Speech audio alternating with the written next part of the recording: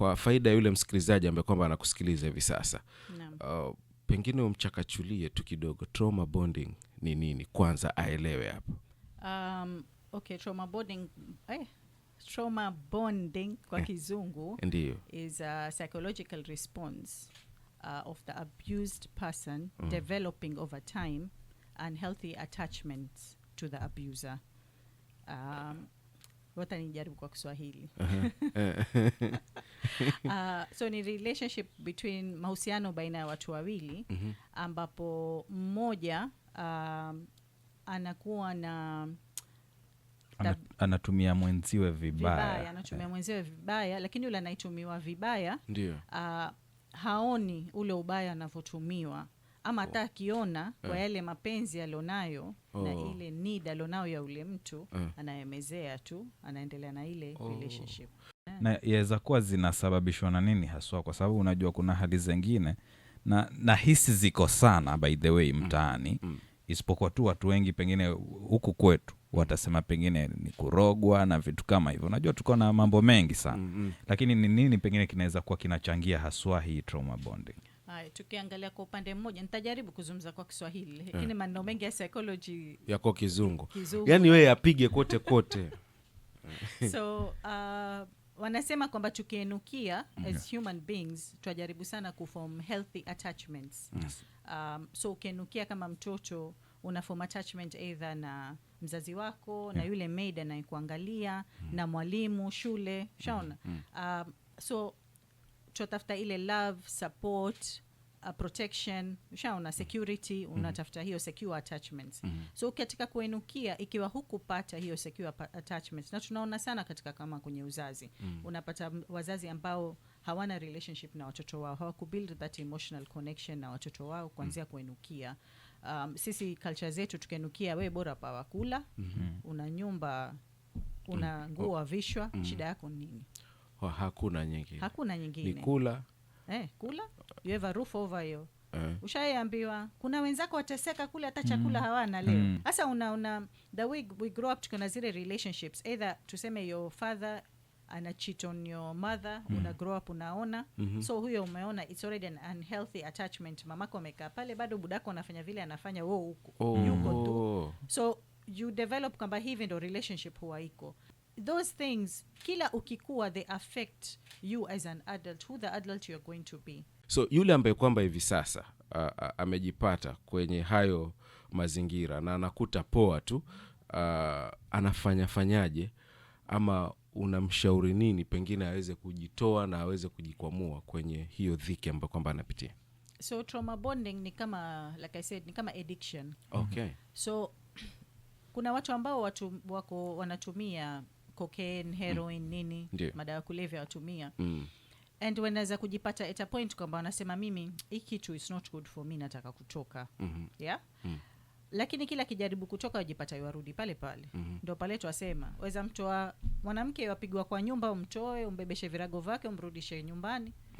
Baada ya wiki mbili wampata huyo asharudi yuko pale pale. So I feel like to get out of such a situation, you need wewe mwenyewe uwe kweli umeamua unataka kutoka kwenye ile situation. Okay. And then once umeamua unataka kutoka kwenye ile situation, ni utafute ile support system that will guide you out of that situation. If anything you want to do to make any change kwa life yako, you have to change that direction. You have to change zile patterns zinazokufanya wewe unarudi kwenye ile situation. So if you go, let's say kwa therapy, uambiwe ama kwa counselor, akwambie wewe umeform unhealthy attachments kuanzia your past, this is how it's been, ndo maana wewe sahi umekuwa hivi. So the counselor helps you develop healthy patterns now. Sasa ukijipata unarudi ile direction ya unhealthy patterns, unapata unaona, hii njia nishawaipitia, nimeambiwa hii sio njia, nirudi upande huu. And then also una create space na yule mtu so that you're able to see from outside the box. Hii relationship kweli, mimi unajua ukiwa ndani kama waogelea wazama, ukijaribu kuenuka hivi juu jamaa ama demo na kurudisha hivi chini. Pale. Sasa ukitoka simama ufuoni, uangalie ile situation. Angalia mimi kweli hapa hapa ilikuwa ni sawa, hii kweli ni mapenzi ama ndio hiyo trauma bonding ambayo nimeingia. Okay. Objectively tunasema toka ujiangalie maisha yako objectively bila. Kuna mwalimu hapa ambaye ako katika mahusiano na mwanafunzi. Anaweza kuwa wa kike ama wa kiume huyo mwalimu, lakini ako katika mahusiano na wanafunzi. Sijui kama itakuwa bado ina fall hapo, kwa sababu wakati mwingi unaona tunajua kabisa ni makosa, lakini inaweza beba. Unapata mwalimu ameanza na mwanafunzi akiwa kidato cha kwanza mpaka amalize kidato cha 4. Je, hawa ambao wanadhulumiwa ama wananyanyasika, do they really know that mimi niko hapa kwa hii situation? Kama ni student hajui yuko kwa hiyo situation. Kwake yeye anaona yeye amekuwa favored, yeye ni mzuri. Hakuna kama ni jamaa yaonekana, hakuna kama yeye. Unajua ni yeye ni expert, ni pro. Unaona? Anashangaa kuna mwalimu wa maths na mwalimu wa physics, yeye ndo kusema. Shaona. Sasa kama niyo, so yule student ni victim. Okay. Yule ambaye ni mwalimu yeye ndo the abuser. And in this case wanasema trauma bonding is always played around power plays. So yule mwenye power in this instant is the adult. Mtu mzima kwenye ile relationship anayejua kwamba hili jambo ni la makosa. Na si yule mtoto, kwa sababu huwezi kuchukua akili ya mtu mzima ilokomaa na akili ya mtoto, tena teenager anaambiwa yeye akili yake ni very very emotional, na ile part ya brain yake inayotumika ni part ndogo ambayo imekuwa amplified. So yuko kwenye emotions, yuko kwenye sexual desires, ndo is figuring out vitu sahihi, ni mke ni mume, ushaona pale ndo yuko moto. Sasa unapata mwalimu ndo anakuja anam mold vile anavyotaka yeye, sasa anamuunda. Sasa unaona hiyo trauma bonding hapo inatoka kwenye trauma bonding na love. Love ya kweli tofauti hapa. Love ni nini kwenye relationship na trauma bonding ni nini? Hautajua vipi tofauti, sio? So for love kawaida huwa mnaheshimiana nyote wawili, mnapeana mapenzi nyote wawili, si ndio? Mnainuana nyote wawili, kama ni kiprofession, kama ni kwa kibiashara. Unataka kumwona mwenzako amefurahi na wewe mwenzako anataka kukuona wewe umefurahi. Muna make life decisions pamoja. Finances ni pamoja. Yani mnainuana, mnafurahiana. When it comes to trauma bonding, inamaanisha mmoja ana control over mwenzake. So kama ni mapenzi ya mmoja hayajaliwi sana kuliko ya yule mwingine. So tuseme ni masuala ya intimacy, yani ni kupeana mapenzi, ni masuala ya ngono ama nini. Yule mwenye power, yule abuser ndo ambaye yuachukua center stage. So ana control vile yeye anataka. Ikiwa ni masuala ya heshima, yule abuser yeye anataka kupatiwa heshima, lakini yeye hana heshima kwa mwenzake.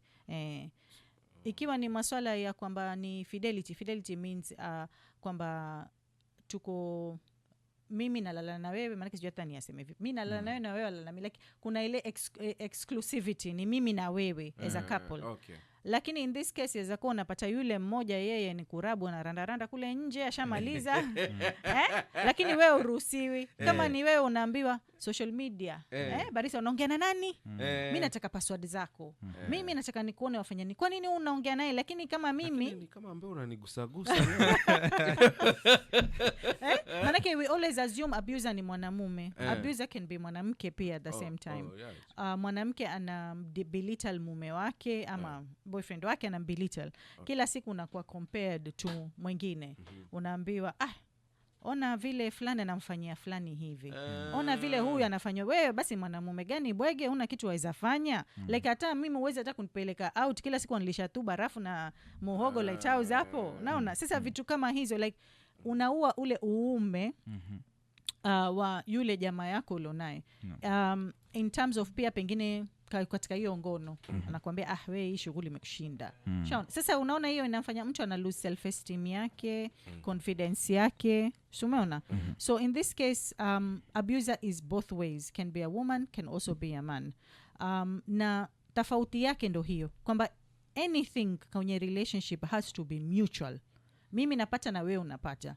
sana watu wengine wanakuambia kuna kusubiri, namsubiria atabadilika. Wasubiri mpaka lini?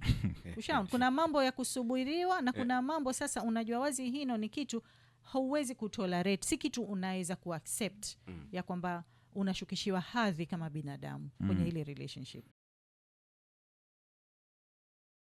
Wakati mwingi wale wanaojipata hapo ni kama hawako sure kama ni trauma bonding ama bado ni mapenzi. Are there some red flags ambazo unajua kabisa hii, maana kuna zile zenye unaona hii yaweza kuwa ni kidogo tu, pengine ni kukosana kule kwa kawaida na vitu kama hivyo. Are there red flags zenye tunasema hizi ukiziona hizi wewe jua tuko hapo? Naam, lazima ziko. Na kwenye beginning of a relationship akisha kutia mkononi mtu sasa ndo unaona yale mambo sasa yanaanza kufunguka. Kama ulikuwa wewe friendship yako na Barisa mko pamoja sana, sasa mimi naanza kukuvuta kando. Ushaona? Sasa wewe anakuwa isolate na watu. Alafu anakuambia hii kazi yako si utafute tu kazi kama mtu wa kawaida, uende saa 2 asubuhi rudi hapa saa 11 Barisa usiku hapa sijui radio station sijui kwa jugani. Wacha tu kazi. Kama ni wacha kazi, tutafute kazi ya kawaida. Ushaona? Kama ni mimi as a woman unaniambia sasa haina haja kufanya kazi, weka nyumbani. Nitakuangalia mimi niko sawa, nitakuangalia usifanye kazi. Hata nikikwambia no me am working kwa sababu hii ni passion yangu, kitu napenda. You know? Kwa hivyo wewe huniheshimu, unipendi, hutaki yani kunifurahisha mimi. Wewe unajifikiria wewe mwenyewe na kugaslight, unanigaslight sasa. Ushaona? So unafanya ujione kwamba unajiona sasa ndio hiyo kuluzio self confidence, self esteem. Mtu anakutarget yale kwa mapenzi. Kwa vile wewe hunipendi ndio unafanya hivi. Kwa vile wewe huniheshimu ndio unanifanya hivi. Kama ni mwanamke nitakwambia wewe umenitoa kwa babangu, umenitoa kwetu, mimi nala vizuri, naishi vizuri, sasa ndio unakuja kuniweka mahali kama hivi.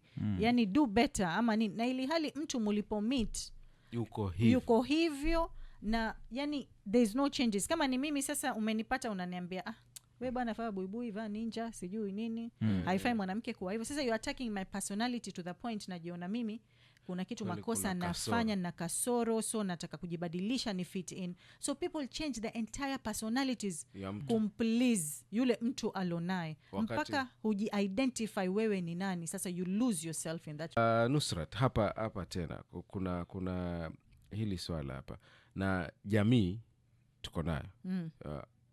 Trauma bonding iko na jamii nayo inahusikaje pengine kwenye kuchochea kuni kwenye hili, au pengine kuhakikisha kwamba mtu anaweza akajikwamua kwenye hili? Sana sisi ambao tulioko nje, mwenzetu akiwa kwenye situation kama hizo tunamwona ni mtu mpumbavu sana, yani huyu naye kwani haoni ankali wa chapati ambiwa atoke hasikii pale mahali bado anshikilia pale, basi tumfanyeje? Mwacheni. Ushaona? But it is not that easy. Like I said, mtu akiwa in that situation identity yake imekuwa stripped kabisa. Na ikiwa ni finances ziko controlled na yule mmoja, na ikiwa ni kazi pengine ameachishwa, pengine yani yeye kwa hivyo hana identity, hana mahali pa kujisimamia, yuko dependent na yule mtu 100% for love, for affection, for finances, for kila kitu. Sasa ukimtoa pale yuenda wapi? Yuanza vipi? Emotionally ashakuwa damaged. Atajiangalia vipi? Yani akitoka pale mahali yani kama hajijui yeye ni nani, kwa sababu yeye is identified by the person yuko naye. So it's not as easy kumwambia mtu tu atoke kwenye ile relationship. Ni kumpatia mtu ile support ya kujitoa pale mahali polepole. Wewe ndugu yangu hapa nakuna hapa ulipofika hii, haya si maisha. Anakwambia no ni sawa, ni mimi ndo ambaye mwenye makosa. Most of the time you take the blame. Sasa unaambia haya sawa, basi wacha tuende polepole. Wewe jiangalia, kumbuka zamani ulikuwa hivi, sasa hivi uko hivi. Angalia relationship healthy huwa iko hivi. Unaenda naye polepole. Like I said, ni kama addiction.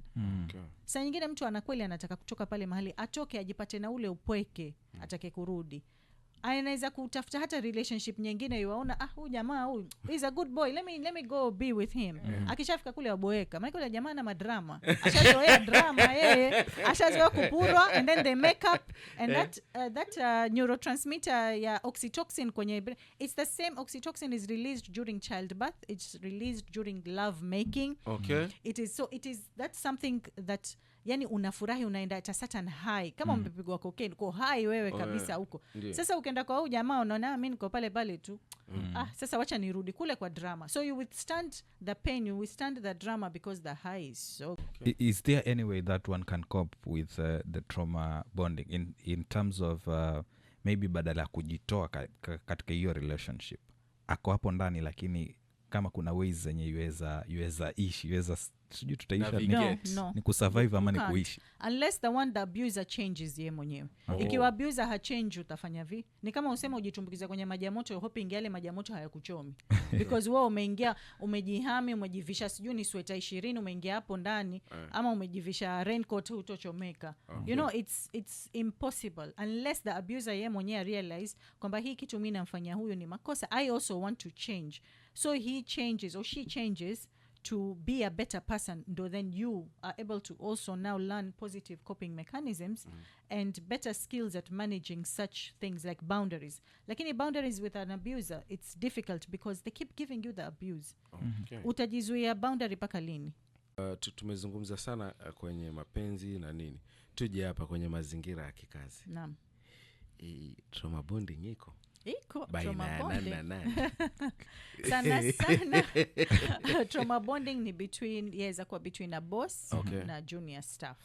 Ushaona? So mimi if I want to be favored and you are my boss, of course ukinionyesha signs kwamba unanifavor na nini, despite me knowing it is wrong, mimi nita still like I'm now bonding with you, so I want to please you. Ushaona? Ukiniambia nikae hapa paka 9 PM nitakaa. Ukiniambia yani mimi nitaonesha hawa, yani mimi there's no one like me, this huyu jamaa huyu mimi ndio kosa ataniona ni mimi tu. Ushaona? There's that. It not necessarily it's a sexual relationship, it can just be kwamba you look up to that person. Sasa unataka tu yule mtu akuone you are the best that's there. And we go back again, if you've had unhealthy attachments even in the office, you will develop the same. Ushaona? You'll develop the same even if you are a guy. If you see the women in the office, kuna mmoja that gives you the most attention, uta divert kule, utajiattach kule. Even akifanya kitu unachukua blame. They're like no ni mimi. Haizi kufanya. Haizi fanya, wacha nifanye mimi. Watu wanamuona amfanya makosa. Wewe unasema ni mimi. Unasema haizi fanya hivyo, ni mimi ndo unajitoa mhanga pia wewe unasema ni mimi ndo nimefanya. Ushaona? So we have to also understand the unhealthy trauma bonding relations. They're not, watu wanaweza kusema they're not that serious, but they can impact kazi and then work dynamics in that office. And when it comes to now, when it is a sexual harassment thing or it's a sexual connection now between a boss and a junior staff, hapo sasa ndo inakuwa vibaya kwa sababu it's still a power play. Your boss is the one with all the power. Akidecide kwamba anakupunguzia mshahara, anakupunguzia, anakupa warning letter, anakupatia, so you want to continue. And ironically we always assume ni wanawake ndo wanakuwa harassed, but you have young men with watu wazima in power kama mimi. You know? And anaona nataka katoy boy pale. And you do it, and most often style. And most often wanaume will not talk because akiongea namba we nawe like yani hiyo ni kitu ya kulalamika. Kwa hivyo wale ambao waambiwa we nawe sasa yeye ameiona ni abuse of power. And of course he isn't interested, amekuwa pushed to doing it because pengine ile ndo riziki yake peke yake, na rent ataka kulipa mtu mwisho wa mwezi, na watoto maybe ama na ndugu yawaangalia. So unabaki unajipata in a such a tough situation where you are forced into that situation and you don't want to be in, lakini uko hapo. Lakini ukilalamika utarudi pale pale kwa walimu. Umesema kwa nini walimu wanaume ni wengi wamekuwa reported lakini si wanawake? Ni kwa sababu abuse often kwa mwanamume haiwi considered as abuse, inakuwa considered ni kitu kizuri. Inakuwa considered ni we've even had ni advantage, ni positive, ni positive like ni ujabari, ni shababi, arijal. Shaona hiyo ndo shida sasa nyinyi. Yako ya mwisho kwa msikilizaji anayekusikiliza kuhusiana na trauma bonding tukimaliza. Trauma bonding ni Unieka kwa sport. Mimi nitarudi pale pale niongelelea kwamba ni muhimu sana kwenda to have self awareness, kujijua. Ukijijua wewe ni mtu gani, na ukirudi nyuma ukiangalia maisha yako yalikuwa vipi, clean out your past. Safisha maisha yaliyopitia. Kubali kwamba mimi nilipita vitu fulani na fulani na fulani, vimenibadilisha aina fulani na fulani, na zitani affect relationship zangu. Ugeuze maisha yako, uwe na ile self awareness, so that ukipata mtu unaweza kujua kwamba hapa siwezi kwenda